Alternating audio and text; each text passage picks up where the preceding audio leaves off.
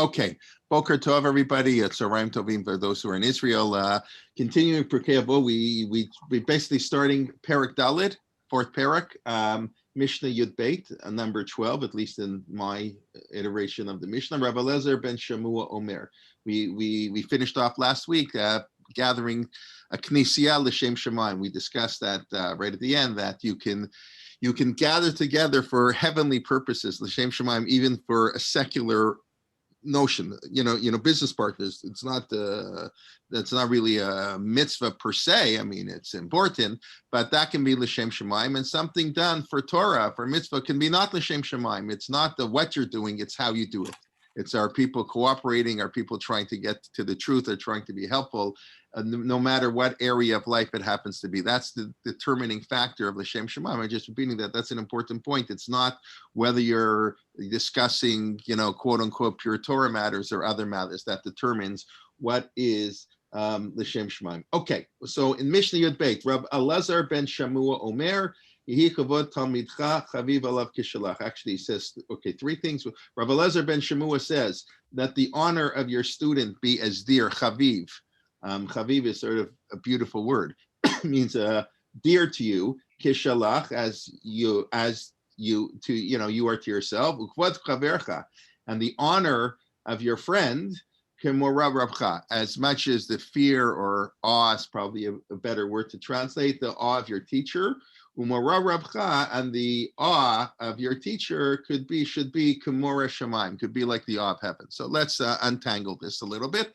So first of all, Rabbi Eliezer ben Shamua. Rabbi Eliezer ben Shamua is probably the least famous of the five famous second generation students of Rabbi Akiva. As I'm sure many people are aware, the customs of Sfirat HaOmer, which really take up about 15 words in the Babylonian Talmud. It was not, and there's no recording that we should have any morning practices. I mentioned the Sfiras HaOmer that we know of really only developed in the Middle Ages, probably as a result of the crusades that happened in this period. And then we attached the death of Rabbi Akiva. The Gemara just said that Rabbi Akiva family had 24,000 students. Actually, doesn't say he had 24,000 students. He said he has 12,000 pairs of students. That's an interesting difference. In other words, we learn b'chavrusa. That's the traditional way, but it also means a student you can never learn on your own. You have to have another student, a teacher, a colleague, a pupil.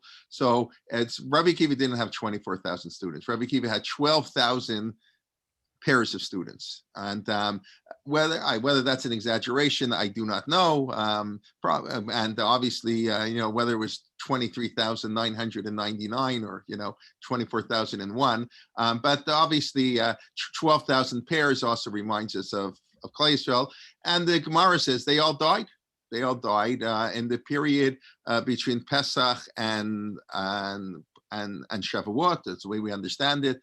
And the Gemara, I think, mentioned the Gemara saying in the context, you should always teach young students, old students. And then that was it. Torah, the land of Israel was empty. There was, can you imagine 24,000? Interesting. This week's the Parsha, Rabbi Adler mentioned last week, a comment, Bilam was more successful than we give him credit for what he wanted to do. He wanted to curse, God wouldn't let him, or whatever. He on his own saw the beauty of the Jewish people, Matovu Alecha Yaakov. But then he tells the advice to get God really angry, have the Jewish people engage in sexual immorality, and the rabbis understood that connected to idolatry, Baal Peor, and the Gemara, not the Gemara, it's a pasuk in Chumash, 24,000 people died. It's the same, very interesting. I never really thought of the connection between the 24,000 people who died in Baal Peor and the 24,000 students of Rabbi Akiva who died a couple thousand years later. Cheda Egel, by the way, only had the Cheda Egel had 3,000 people who died. So the Cheda Egel takes up a much bigger place in our consciousness than what we think. It's so terrible, and how could they do it? And 3,000 died means 99.95% 0.5% of the people did not sin. That's pretty good ratio. Here, 24,000 people died. 8 times as many people died. Just so you know, it snuck in the end of Parshat Balak. So that's kind of interesting. But you have the 24,000 and the 24,000.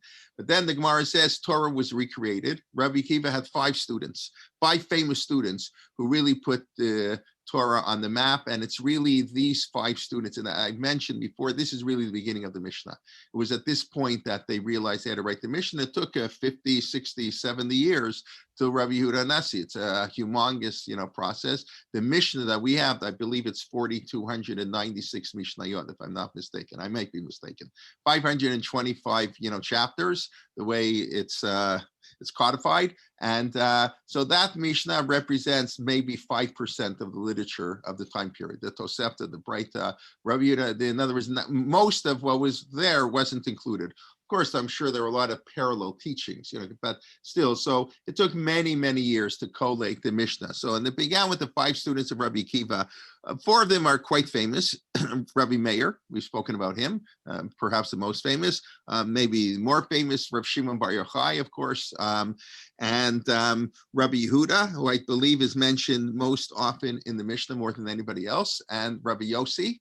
And the 5th one, who's sort of the least famous, I would say, is Rav Elazar ben Shemua. That's a Rav Elazar. I don't know, least famous, but he's the author of our Mishnah. Okay, that's just a little bit of background. And now the next few Mishnayot are going to have Rabbi Yehuda, Rabbi Shimon, perhaps Rabbi Meir. We'll see. It's the students of Rabbi Akiva. Remember, Pirkei Avot, especially, and we see that in the beginning of the 2nd chapter, is the delineation of the passing of Torah from one generation to another, from Moshe to Anshe Knesset Agdola, Shimon HaTzadik, the 5 Zugot, the Tanaim. So here, then the 5 students of Rav Yochanan ben Zakkai, right?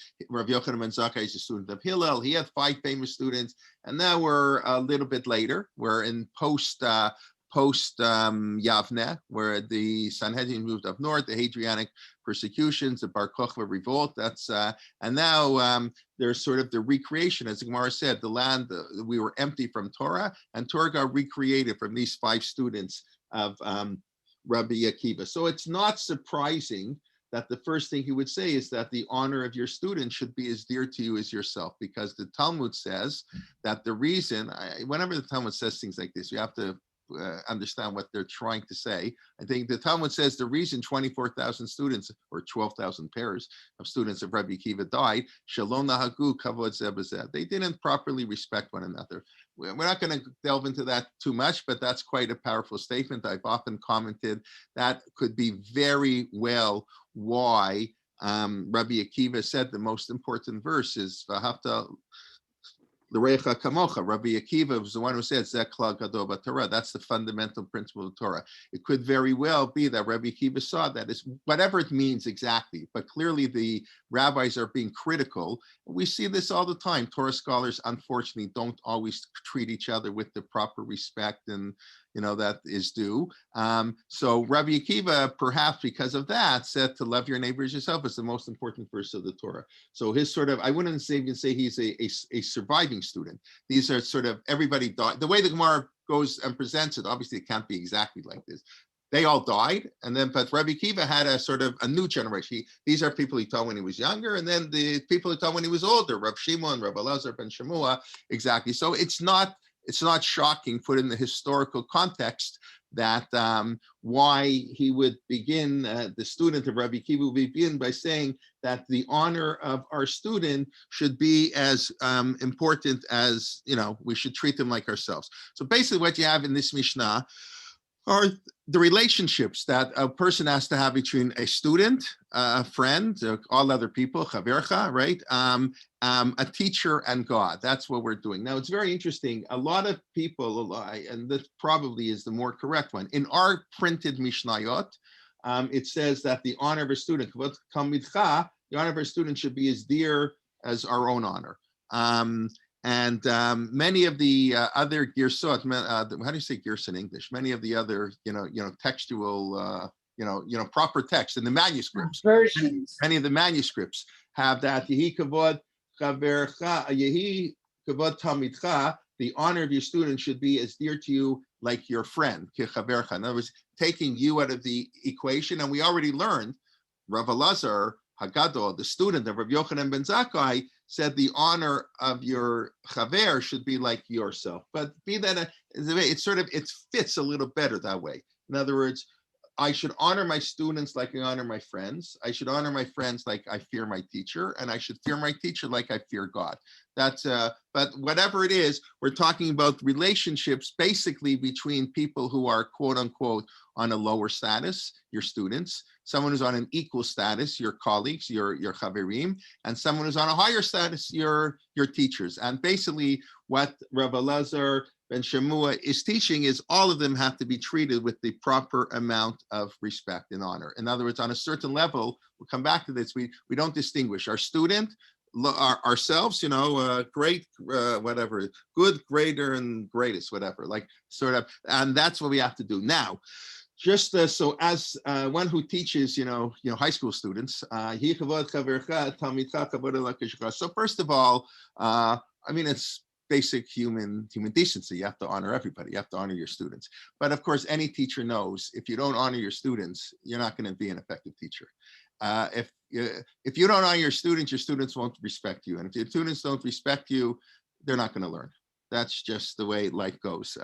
Especially today, you have to respect students, and that's perhaps one of the most important things any teacher can learn is. And even if students say, ask silly questions and I don't mean silly like I'm not talking about behavioral issues. I'm talking you have to respect everything, and you have to turn a sort of a dumb question into a smart one. A good teacher can sort of manipulate the question, can rephrase the question to sound very good. But that's one thing that of course we have to respect our students because we have to respect them, but we have to respect them because otherwise we can't teach them. One can never be an effective teacher. Now, and then our students, right? Our kvod chamikach should be at least as dear as us or like our friends. And the honor we give to our friends should be like the fear of teachers. So it's interesting. Here we make a slight switch. I said before,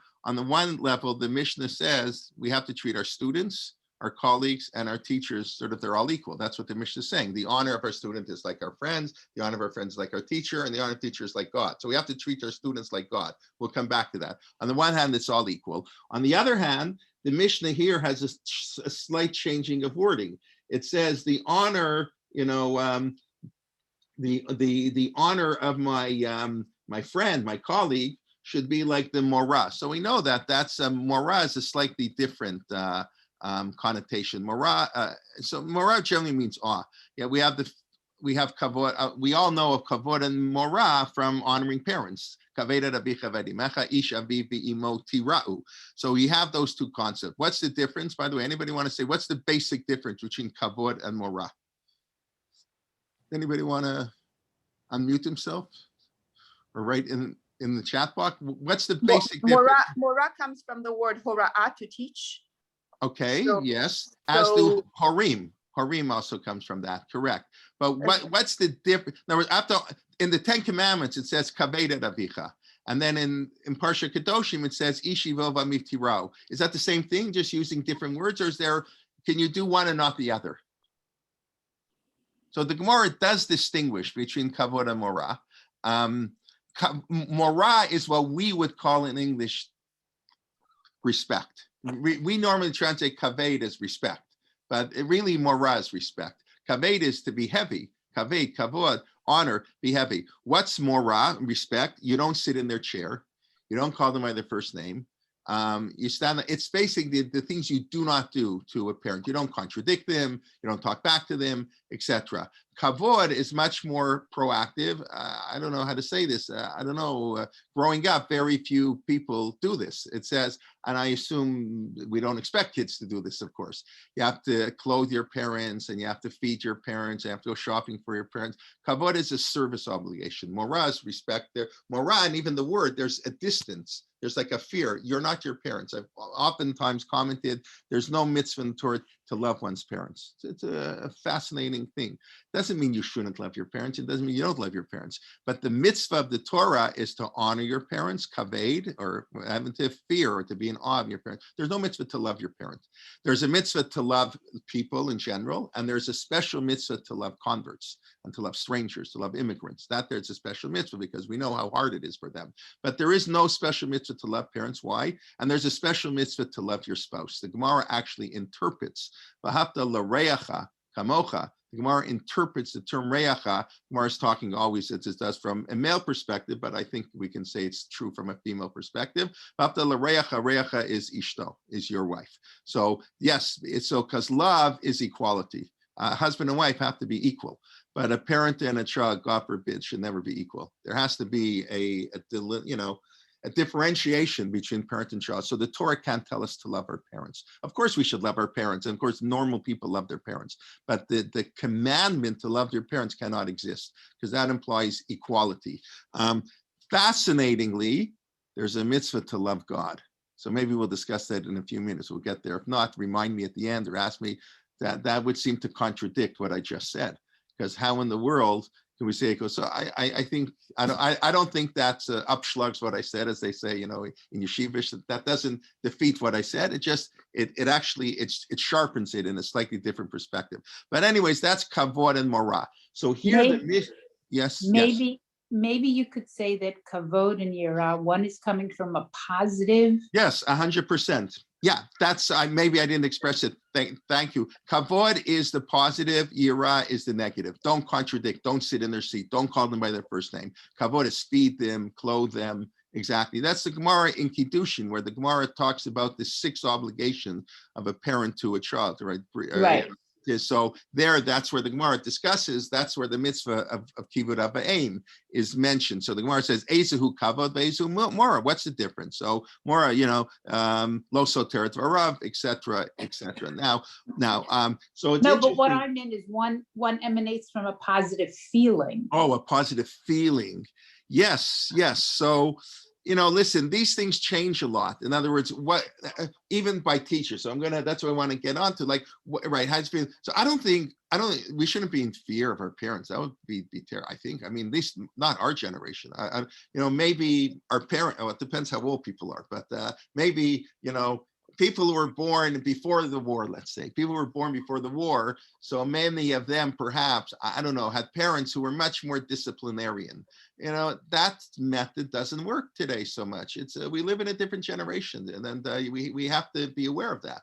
And the relationship between a teacher and a student, that's what I want to get. The Mishnah focuses on morah of a teacher, awe of a teacher. You have to, the halakha is you have to stand up when a teacher walks in the room.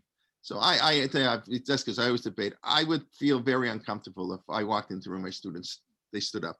On the other hand, I think I mentioned that I think there'd be something actually beautiful and important that can you imagine walking into, I can name all the schools we know, and all the students would stand up.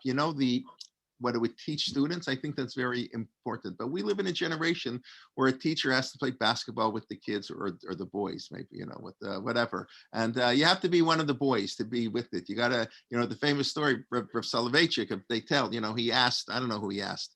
Maybe, I can't believe he waited till his grandson. I don't believe that. It must have been much earlier. Maybe he asked somebody when his kids, if Chaim was growing up, I don't know, but he asked someone how to play baseball. When it came to America, it says, if you want to teach the American kids, you have to know how to play baseball. Today, I don't know if baseball is quite as big, but if you live in Canada, you have to talk hockey, whatever.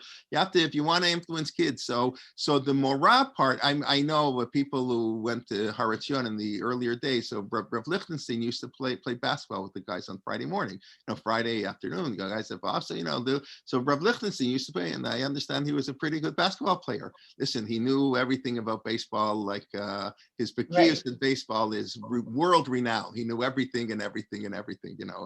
Baki had a photographic memory. He was a big baseball fan, a Chicago Cubs fan, because that's where he was. But he used to play basketball. I think in the later years he didn't anymore. Okay, Beseder. So that's an interesting question. How does that relationship develop? But in the Talmud, it's for sure clear that the relationship between a student teacher is different than the way I think most, pedagogues would say it should be nowadays.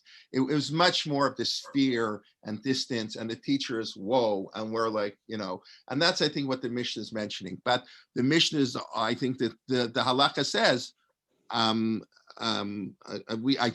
actually coming. I'm from a staff meeting. I had to leave, the end of year staff meeting. So we're talking about, so we have a new staff member in our rabbinics department. So she mentioned, she said, Rabbi Allen, that's Rabbi Wayne Allen here in Toronto. So Rabbi Allen said, I'm sorry, in chat, we don't have any titles. Everybody's Wayne and Jay, and there are no titles. And she said, I'm sorry, I was brought up that I when you see a rabbi, you stand up and you call them rabbi. And so I chirped in, that there is a little bit of a discussion. Maybe we shouldn't, maybe it's right that she says Rabbi Allen.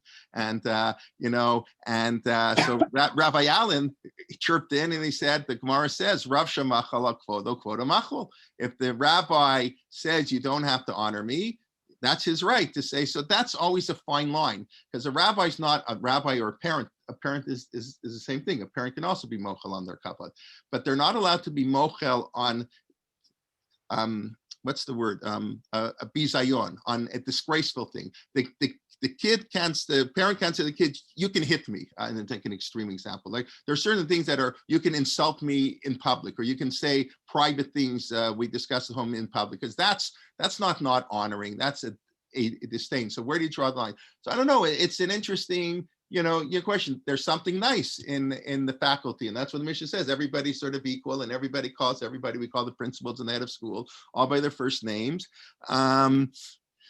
But I don't call Rabbi Gemara by his first name. Those who know, I can't call Rabbi, whatever. It's different, whatever. But the Gemara here, but the point I'm taking in the Mishnah is, on the one hand, the Mishnah is saying we treat everybody with the same respect, like they're God. Our students like ourselves like our teachers, and our teachers like gods.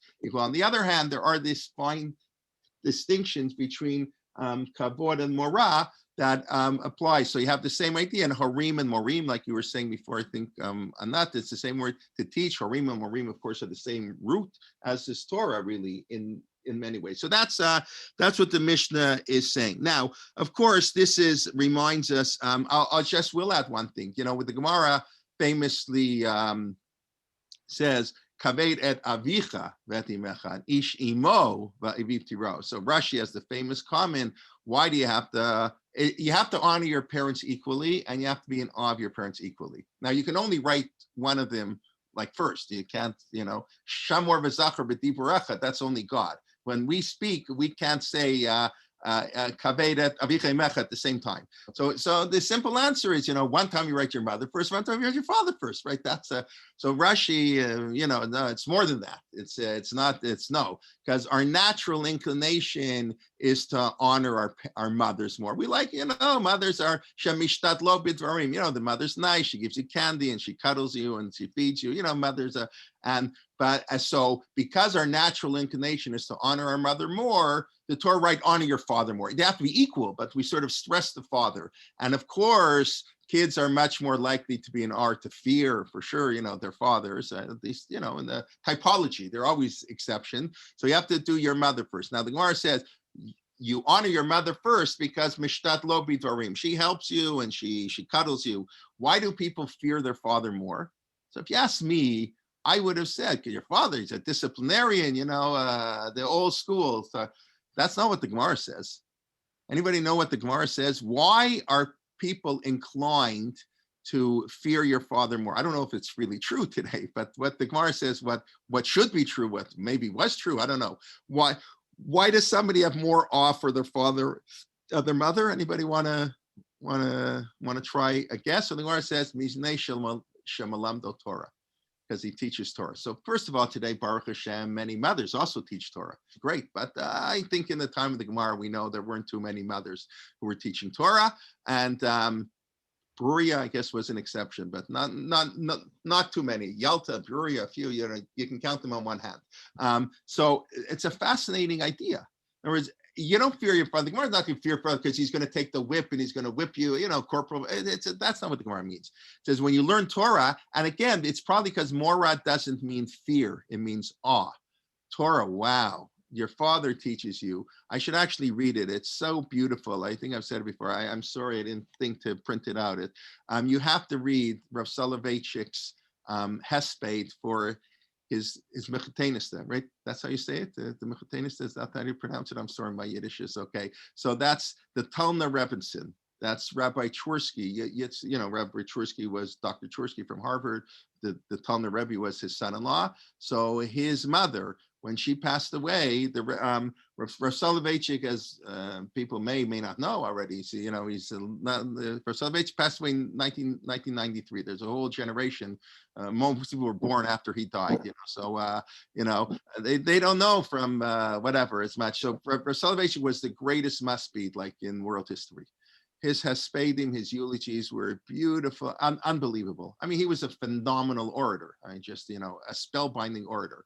But his Hespedim, the creativity, and a lot of the famous themes that come from where Hespedim gave birth, all kinds of amazing Hespedim. When he died, Dr. Lamb said, the only person, Dr. Lamb gave a Hesped, and Dr. Lamb said, the only person who can really be must be the Rav is the Rav. There's nobody capable who can be must-be. So the Rav gave a beautiful hesped for the Rebbetzin of Talna. It was printed up in tradition in the 70s, I think in that volume where they had 5 talks of the Rav, and he talks about the difference of his mother and his father.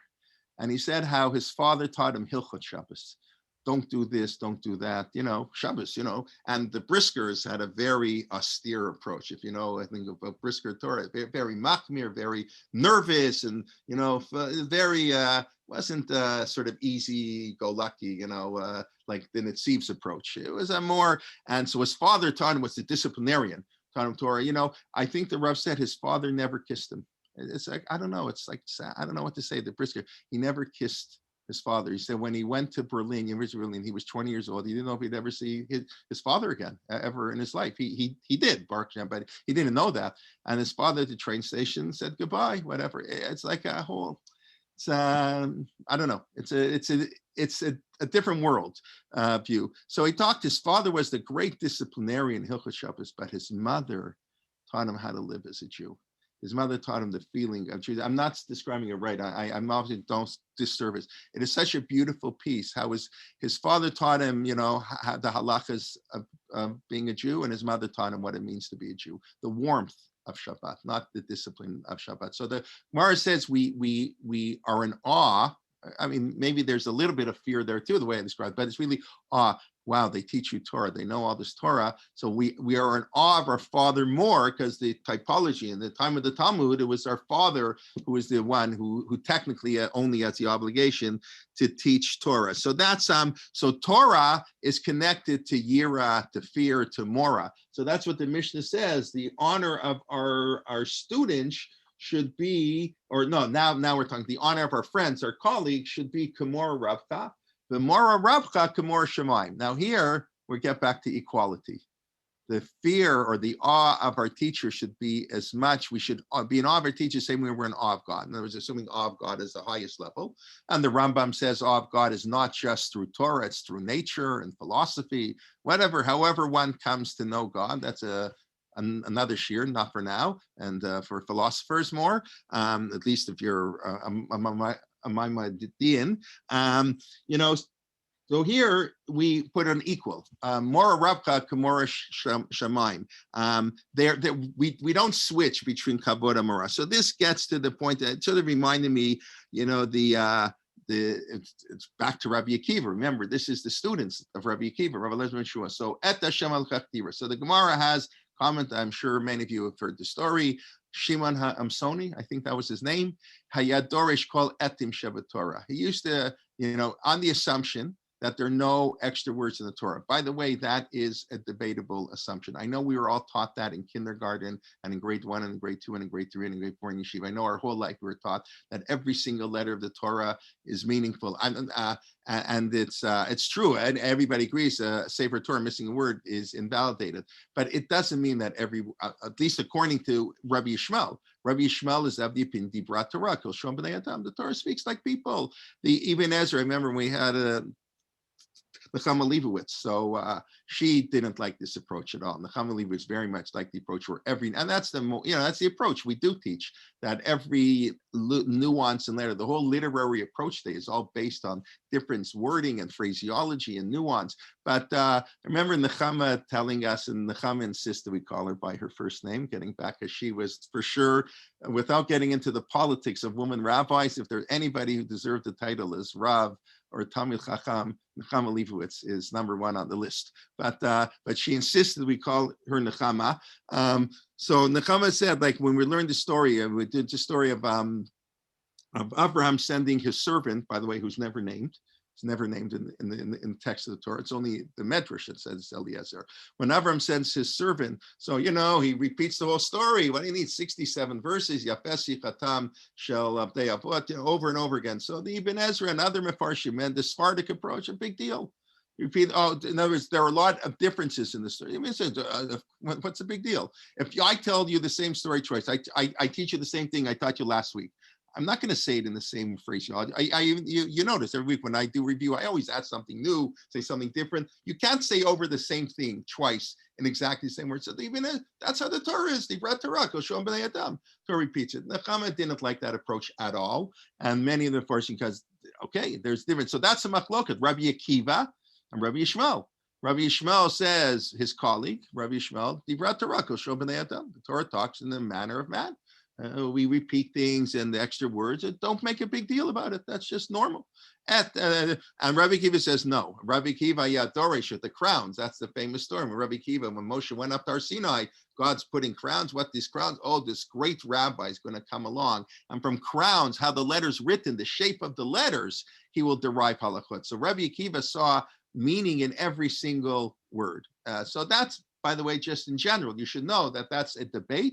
We may take the approach and it may be much more beautiful and meaningful. That's what Nechama would always show us. How could even Ezra say this? It's so it removes so much of the depth. When you analyze the differences are so beautiful. How can you say they're not meaningful? But be that as it may. So the Gemara says that Shimon HaAmsoni would dorish every et, even the word et. So maybe there Rabbi Akiva would agree. Okay, most things, but et is just a meaningless word. Kaved et avicha. Everybody knows the one, especially if I have an older sister like I do online who's listening to me right now. So kaved et avicha v'edimecha, right? Edimecha means your older sister. Oh my gosh. Okay, kaved, she can whatever. Okay, kaved et avicha and at least I'm an older brother. I have a younger brother. Kaved et avicha v'edimecha et until Shimon Amsoni came to the verse et Hashem Elokecha tira, and you shall fear God. So Shimon Amsoni, it's fascinating. So what did he do? Says, you know what? My whole theory's wrong. That's an amazing thing. What does somebody do when you have a theory and you have a question against the theory? So you have two options. You rework the theory, you tweak it a little bit. So, okay, it works 99% of the time. 1% of the time, yeah, you're right. What do you mean, and God? There's no and God. God is in a totally different league. So you say this is an exception to the rule. That doesn't count. No, Shimon Amsoni said, my entire theory's out the window. Forget the older sister, the older brother. These ets don't mean anything. Means nothing, because if it meant something, the Torah could not have written etem hashaktira shishima, and that's the famous line. A lot of people, I don't know if people know, it comes from here. I don't know if people know the line. Kishem shekabel schar al hadrisha, kacha kabel schar al haprisha. The same way I got reward for all this work. He must have spent years. How many etim are there in the Torah? This is like can you imagine? He spent 5 years. Examining, I don't know, even 1 year, examining every et in the Torah, coming up with something it teaches, and et Hashem HaKachatira by the towards the end of the Chumash, he's going in order. If he gets to et Hashem HaKachatira, throw out, rip up the papers, everything's wrong. The whole thing is wrong. So he said, I got a lot of reward. I learned a lot of Torah doing that. For analyzing, I'll get reward for saying I was wrong. Because in Talmud Torah, you get reward for the learning of Torah. Yes, we learn Beit Shammai, we learn things that we're not going to do in practice. So I thought it was right. I did my best. It's wrong. It doesn't take away. It said, by the way, the Drisha and the Prisha, that's the commentary on the Torah. Rav Yeshua Falk, I think. I hope I made that. Is that right? Maybe I'm saying it wrong. And now I have to check. I think Falk, the Sma. So he wrote on the Torah commentary, the Drisha, and and the Prisha. Those are his two commentaries. Anyways, but so Rabbi Akiva says no. No, Rabbi Akiva says, Et Hashem Elokecha tira, and you should fear God, meaning God has sort of a partner. This comes to include Torah scholars. So Rabbi Akiva, the idea of equating God with anything, according to Shimon Amsoni, means everything you said is wrong. It's impossible to even express language that equates a human being to God. I have to separate myself from everything I learned, forget everything I learned, throw it in the garbage, it's all wrong. Or Reggie says, no, Torah scholars are like God. So it's really a bit deep philosophical argument. And of course, we accept the approach of Rabbi Akiva. And that's what our Mishnah is saying. Mora Rabcha Kamora Shamayim. That the awe of your teacher is got to be equality to the awe of God, that your teacher and God are on the same level. And now we'll get back to what I started with. On a certain level, remember this is on the one hand, on the other hand, on a certain level, even our students have to be treated like God, because our students are like ourselves, are like our colleagues are like our teachers are like God. So A equal B, B equals C, C equal D, so A equal D, so A equal D. So we have to treat our students like they're God. That's pretty powerful. Now, of course, it is important, and that's why I said on the one hand, on the other hand, we said that's not exactly coupled for this, more for this, not exactly the same, because whenever the Gemara uses kit, like, it should be like it's not exactly equal like in mathematics. I don't know. I'm not I have to ask my kids. In the Middle Ages, mathematics and philosophy used to be in the same department. Mathematics was considered a branch of philosophy, because mathematics is a way. I don't know enough math, but it's a way of looking at the world. Mathematics is a philosophical construct. So I don't know. Is 50 plus 50 and 100? I don't think they're the same thing. They equal each other, but I don't think, I don't know, maybe I'm talking out of turn here, but I'm assuming 50 plus 50, it equals 100, but it's not the same as 100. I don't know. So when the Gemara says, for example, if you embarrass somebody in public, ki'ilu shofa, it's as if you killed him. It's not the same as killing him. It's as if you killed him. It is true, the Binyan Sion has a Ripley's Believe It or Not responsa, where he writes that if you're faced with the situation of embarrassing somebody in public and losing your life, you have to give up your life. The same way we have to give up our life because we can't kill somebody, shfichat damim, so too you have to give up your life not to embarrass people in public. So this is in Ripley's Believe It or Not. Binyan is not the only one who says it, actually. A few other people say it. But we don't follow that. We assume no. It's as if, but as if is not the same. So that's all on the one hand. More Rabcha Kimor Shemaim. It's not this. It's like it. It's to honor our students like our colleagues like our teachers like God. It's like, but it's not exactly the same thing. That's on the one hand. On the other hand, 50 plus 50, it does equal 100. It may not be the same thing, but it is 100. It is the same. So this is, I think, the dichotomy we have to live with. And I'll just add in something that this theme is an important theme. Basically, how we treat others, and I sort of alluded to right at the end of last week. How we treat others is really how it displays our belief in God. In other words, if we're saying our students are like God, so that I began to teach. So the famous Gemara that the Gemara says the 6 questions that God will ask us on Yom Hadin. I always tell my students, I give you the questions on the exam in advance. That's an open book. It's more than an open book. I'm going to tell you exactly what question I'm going to ask.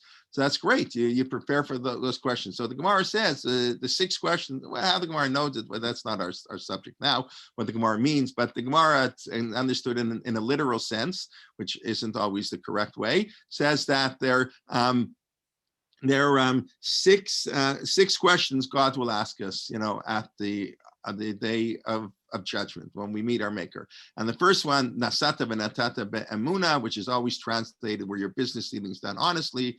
That's in itself very powerful. It doesn't ask you about Shabbos or kashrut. That doesn't make any of the 6 questions.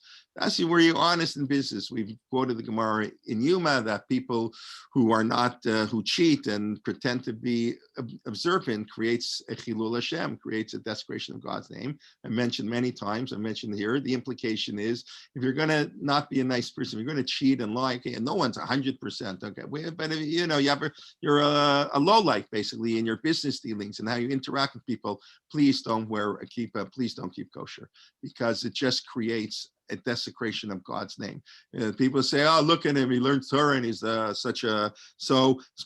the truth matters where your business dealings done honestly is not the correct translation. The term emunah, emunah means faithfully. Emunah always, as far as I understand it, emunah always has the connotation of belief in God. Emunah, right? They take and teach a lot of high school, teach, of course, in emunah. What did you have to believe, right? The animamin, right? So nasata v'ntat emunah basically means very simply, but we don't think about it enough.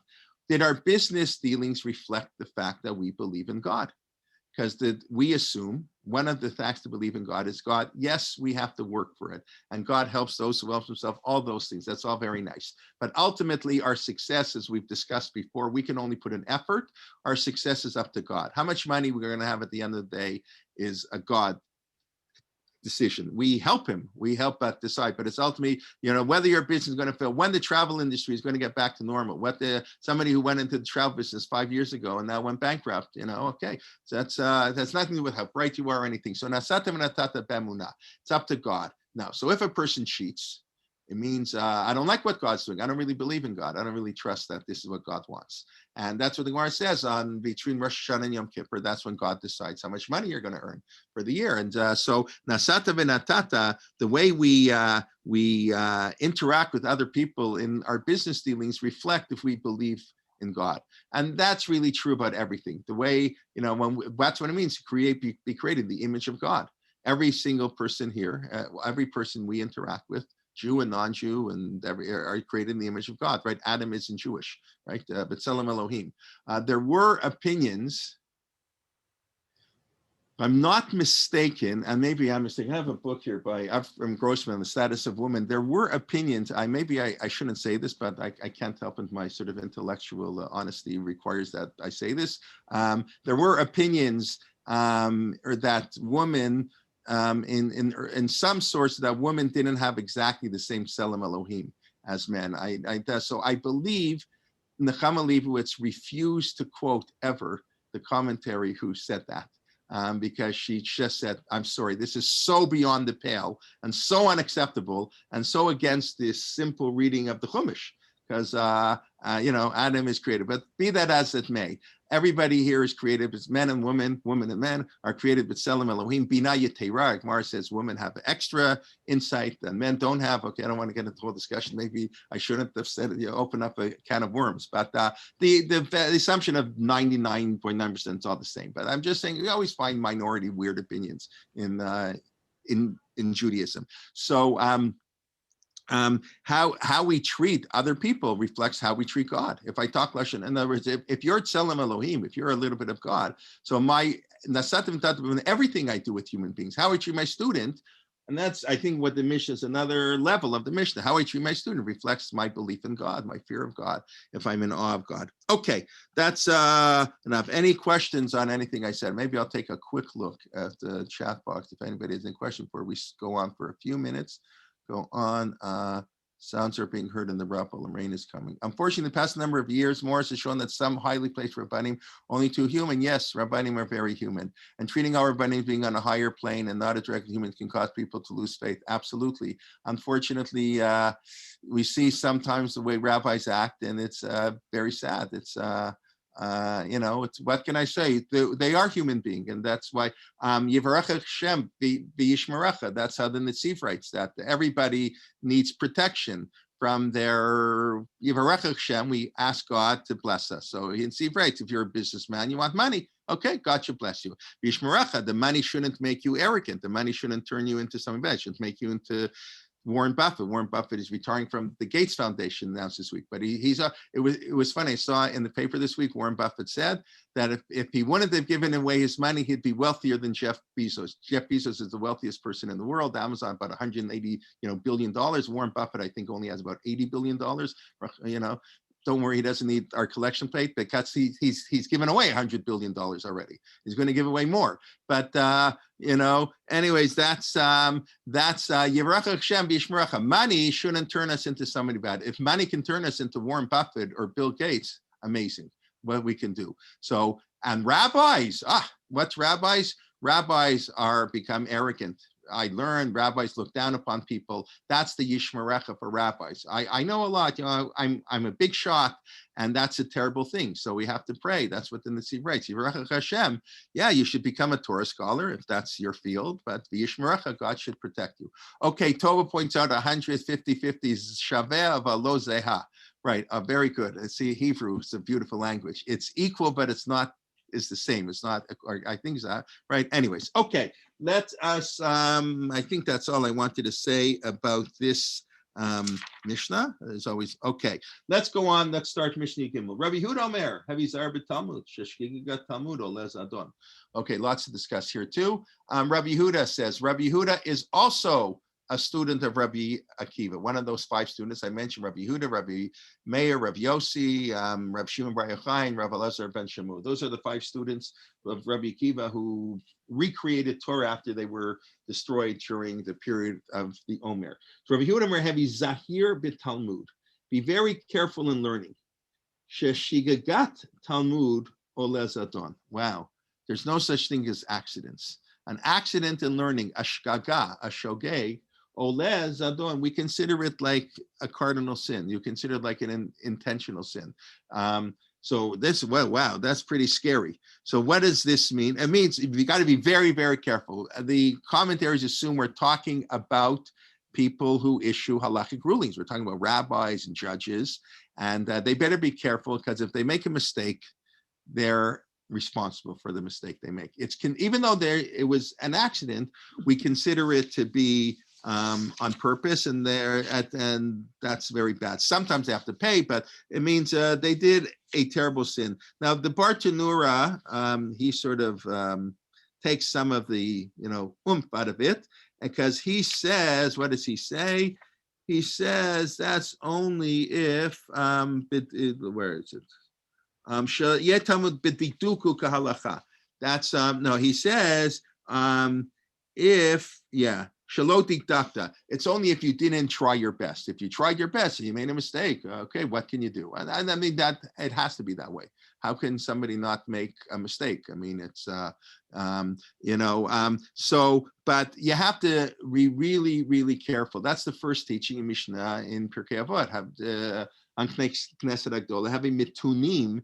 B'din, take your time, matun, be patient, be deliberate, analyze every aspect. Because when you make a mistake, it can be terrible. In other words, there's a tremendous responsibility. And that's why we discussed a couple of weeks ago, Rav Moshe Feinstein's beautiful introduction to the Igros Moshe. It says, what right do I have to issue any halakhic rulings? On the one hand, everything's on the one hand. On the other hand, I have absolutely no right. On the other hand, I have an obligation because I'm the top guy in the generation. Basically, that's what he says. I mean, he was very humble. Being humble doesn't mean you don't know you're great. Moshe Rabbeinu knew he spoke to God and other people didn't. Like he knew. Rav Moshe says, what can I do? I have to do my best. I have to answer. He says, you don't have to accept me, analyze it, criticize me. But that's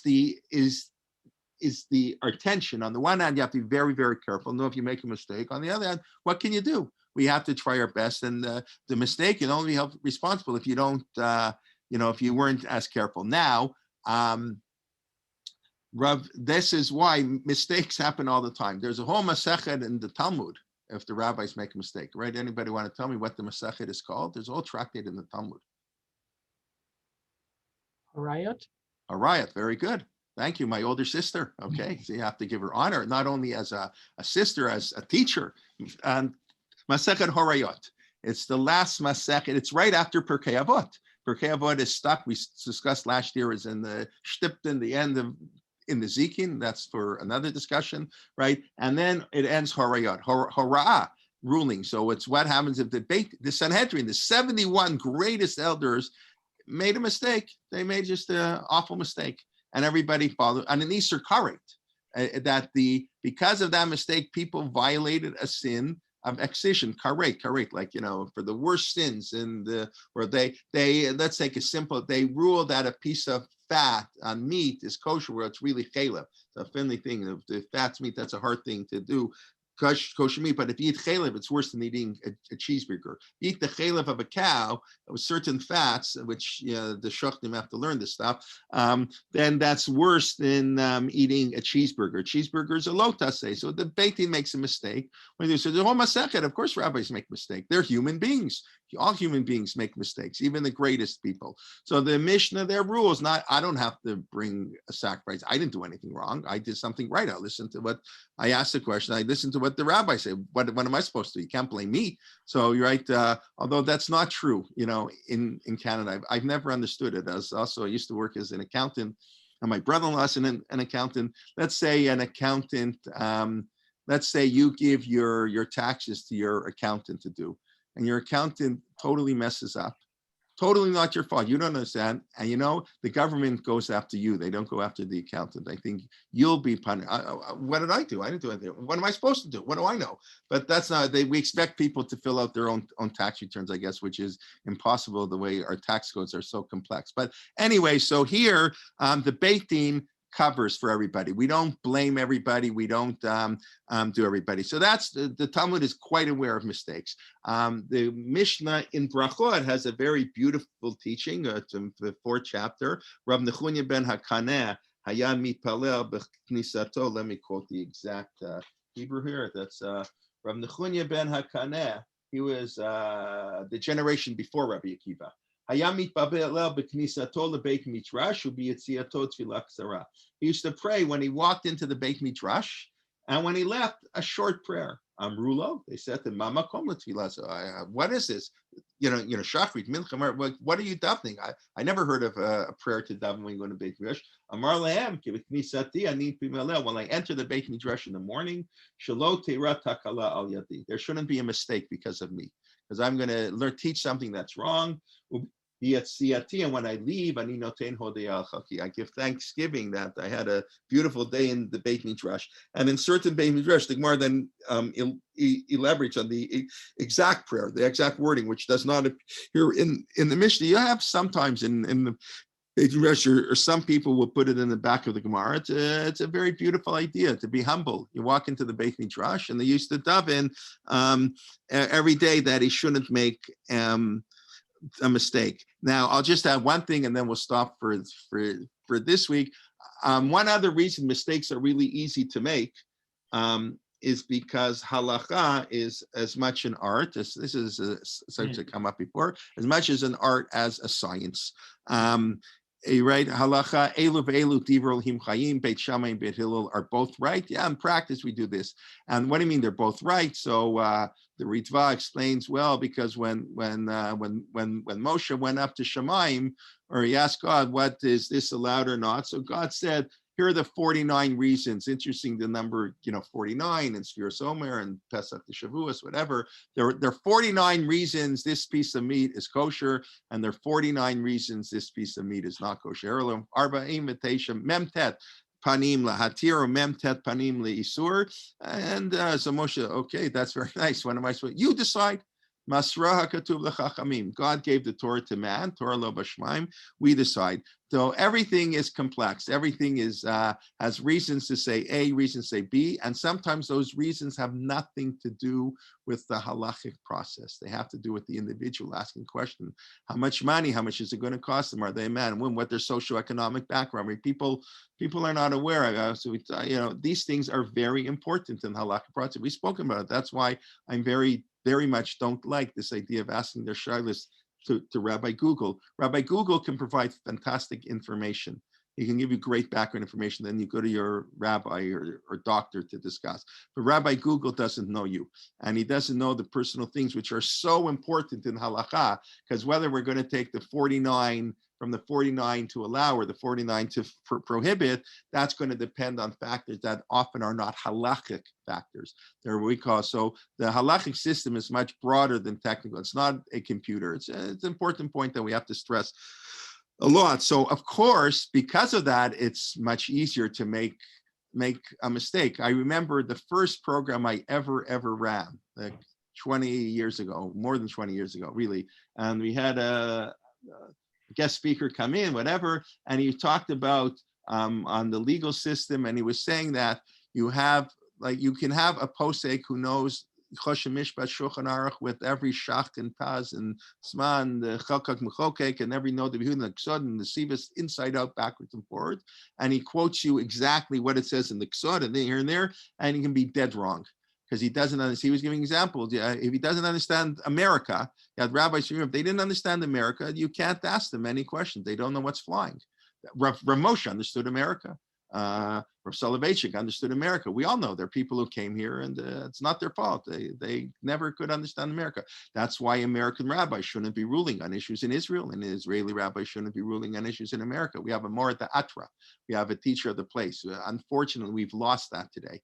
Because every shiloh gets asked to a gadol. It's ridiculous. You have the local rabbi, and the local rabbi, I don't care. Who cares that somebody in Israel disagrees, even if he knows 100 times more than I know? Doesn't matter. As long as you're qualified at some level, the question, obviously there's certain questions you're not going to go, but I'm talking about when it's a personal question. What do you do?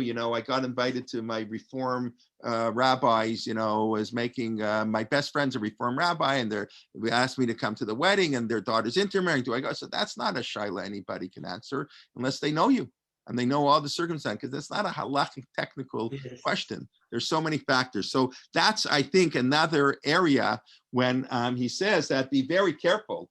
Sheshiga Talmud, it's not just, obviously, the assumption is people, I think the assumption is, often that isn't true. The technical stuff, then it's really, you got to know your technical stuff. But knowing the technical stuff ain't going to do it. You got to know the personal stuff. Okay, so that's just the first line of the Mishnah. Then we'll continue next week, please God, with the second part, which, of course, the question is, as we had last week, what's it doing in the Mishnah? It seems total. I would have started a new Mishnah. It has nothing to do with the first half, about the crowns, the 3 crowns, that 3 and 4 crowns. So we'll talk about that next week. Let's just quickly do a very quick review. We discussed we're now entering the students of Rabbi Akiva.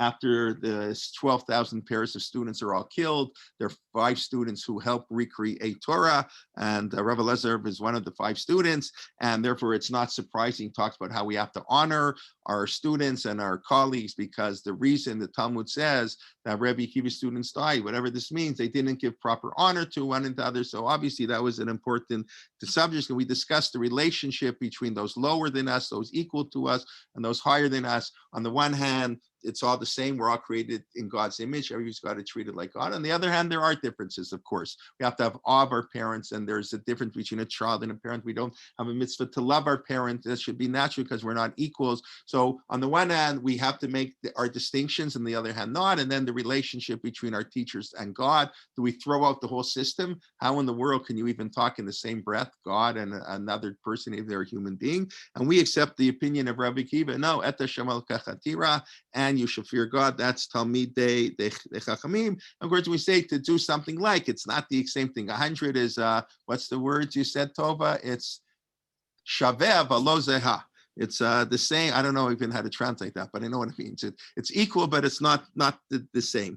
Okay, and then how we create people. We're all created with selamim, masata be'emunah. If you want to know if a person believes in God, believes in God. What is that? Not if he davens or keep kosher. It's how he treats other people. Does he really believe his money comes from God? Does he run a cheating? If he's cheating all the time, he doesn't really believe in God. He's paying lip service. Okay, it's hard. I said many times, it's very hard to believe in God. It's not an easy mitzvah. And how we treat other people. If we believe we're created with Elohim, you act very differently. This is not easy. It's a lot easier to keep glut kosher, and that's what we can talk. Here's our review. We go into new things. Talk about that next week. It's a lot easier. That's why perhaps if I want to analyze what's going on today, that's why you have a lot of the chumras, and often the chumras in one area come at the expense. We only have X religious strength. We can't be strict with everything. So if you put it all in one area, you're most likely going to be weak in another area. You should have to be more balanced. And that's because often we compensate. There's a psychological term for that, right? We put a lot of stress here to compensate for the lack of stress we put somewhere else. So yes, it's very easy to keep kosher and Shabbos and all the strictures, but the real believer in God puts all the stricture commandment. I'm not downplaying those other things. And for a person who's on the level, that's what Rav Schechter always told us. If you're keeping everything, if I'm properly, I don't talk Lashon Hara too much. I mean, everybody talks a little bit. I properly interact with other people, then you can talk, be machmer on Shabbos. Very nice if you're on the level, but you have to do it properly. And then we just got started that you have to be very careful when you issue rulings, because rulings have much more than do the technical aspects. Okay, thank you very much. I want to wish everybody a wonderful Shabbos. I think there's one or two questions. There's a private question that came in. I'll take a quick look at it. And we look forward to seeing you Sunday. Don't forget Sunday morning, Rabbi Liebtag's at 11 a.m., not at 11:15, as it has been for the last number of weeks, going back for the summer to an 11 a.m., 6 p.m. in Israel, and 4 p.m., I guess, in England, and 8 a.m. in California. And then on Monday, Rabbi Alex Israel begins, part 2 of Rabbi Lord Jonathan Sachs. And that you have the whole schedule for the week. We'll, of course, send you emails. Okay, somebody asking me a question. Since students study best in chavrusas, usually, why are there these 2 mentions of 5 students? Were there chavrusas not mentioned? Now, that's very interesting. They learn without. That's a very interesting question. In other words, I said he had 5 students. I made a whole big deal about 12,000 pairs of students. Yes. Well, what about 5 students? I don't know if he had pairs. They had pairs. They learn with each other. They learn with each other, so it had to be 2 and 3. And maybe it probably means there were more than 5 students. These were the 5 known students. Probably it means they learned bechavrus everything. That's what I'm assuming. And these were the 5 students who excelled. It doesn't mean he had 5 students only, but he closed the door. These are the 5 students. We talk on Rav Soloveitchik's, students. Rav Soloveitchik got thousands and thousands. He had an open door policy. But we don't say everybody's. There are certain students who, the top students. We know who they are. Okay, equal but not identical. I guess that's better. Yes, Shabbat Shalom. Okay, thank you very much. If anybody has any questions or criticisms, please, now's the time to speak up. Mr. Zucker, you want to say something, I hope? Yes, that's the best part of the shiur. If I ask a personal question, your relationship with Nechama Leibovitz, were you colleagues? Were you a student? Halavai, I should be caught. I had the zchut of being a student of Nechama Leibovitz when I was in the Grus Kollel, part of the Smicha program, she was in the university in 1983-84. I was her student for a year, and she taught in the Grus Kollel, as did Rav Aaron Lichtenstein. That was the 1 year of my life that I was a student of Rav Lichtenstein. I didn't learn English. And, but Rav Lichtenstein taught there, and Nechama taught there. And she's amazing. I mean, and Nechama, her pedagogy was astounding. Ask the Rav Soloveitchik and Nechama knew each other. I'll tell you a cute story. We asked Nechama, and it was basically all Americans. We were Grus. It wasn't, she taught in Hebrew, of course, but it was bunch of YU Smicha students. She was a big Zionist. She didn't like the fact that we were going back to America, quote unquote. Boy, did she give us a lot of musser about this. She doesn't understand the non-Jews to kill us, destroy us, hurt us. Why do you want to live in America? I don't understand you. And whatever, she had a lot of things, but she's wonderful. But we asked her if she knew Rav Soloveitchik in University of Berlin. They both got PhDs at University of Berlin. So Nechama told us that she didn't really know him well. She said when she was in Berlin, they heard that Rav Moshe Soloveitchik's son was going to be coming to University of Berlin. Rav was a young kid. He wasn't famous. So they heard, Rav Moshe Soloveitchik's son is coming. And she said, I used to sit in the library here, and he used to sit in the library there. But they didn't really have that much to do with each other. I mean, the University of Berlin, Rav Huttner was there, and all kinds of, I forget who, all kinds of people. That was quite an intellectual place. But and then we asked her, did she get her PhD in Bible? So she laughed at us. A PhD in Bible, University of Berlin, what are you talking about? They knew nothing. A bunch of Amaratzim, they couldn't teach me anything about Bible. So because she said this, I said, where did this? So her parents, her father taught her. And she I remember what she said. Hayom beHebrew University yesh kama anashim yodim ksat yesh atipalom yodim ksat hayom. Well, in Berlin, they knew nothing. Her PhD, you know what her PhD is in? English and I think it's in English literature, English and maybe English and German literature. And she told us she could read English faster than any of us. People don't know that Nechama Leibowitz has a PhD. I'm pretty sure it's in English literature from University of Berlin. Her learning Torah was on the side. But I'll also tell you, if I may, everybody, anybody want to stay and listen, they don't have to. Once a question came up, and I remember we were arguing, people thought this and she thought it meant that. And then she told us she went to ask Rav Aaron Lichtenstein. Rav Aaron Lichtenstein disagreed with her and agreed with like what many of the students said. So she said, okay, if Rav Aaron Lichtenstein says so, I have nothing to say. And obviously I'm wrong. It was a sort of it sticks out of my mind, sort of her deference to to Rav Aaron, of course, who was much younger than she was. I mean, Nechama was born in 1905. Rav Lichtenstein was born in 1933, right? Rav Lichtenstein's family got out on the last boat to leave France before the war. Came to America in 1941. He got out. That was the last boat, I understand, to leave, to get out alive. But anyways, okay. But so I didn't really have personal. I did go with my sister once, I'm sure she remembers, on a Shabbos afternoon a number of years later to Nechama's apartment. And we literally, the three of us, spent like 2 hours, talking. Her apartment was something else. Her apartment was not much bigger than this room. I mean, I know you can't really see the whole room, but it was maybe 400 square feet, 500 square feet, maybe a little more. All there was books. There was a little tiny oven, a stove, a little nothing, and it was just books. And she was an amazing woman. She was really, and totally not a feminist in the way the term is used nowadays. She obviously believed, but she had she, that just wasn't in her being. She would just love to teach Torah. And okay, I'm sorry I'm talking too much. Yes, another question. Yes. She encouraged her students to call about her first name, did you say? Nechama insisted. Her tombstone, that's what it says. Nechama, I think that's the only word on her tombstone. I think maybe she said she was a teacher. There might be something else. So I'll try to look up. Oh yeah, Nechama, she was Nechama. You weren't allowed to call her Professor Leibowitz. Yeah, or something. Yeah, she was. But you came to class every week. She instilled yirah in her students. Boy, oh boy. You came to class every week or you never came to class. It's a low country club, Po.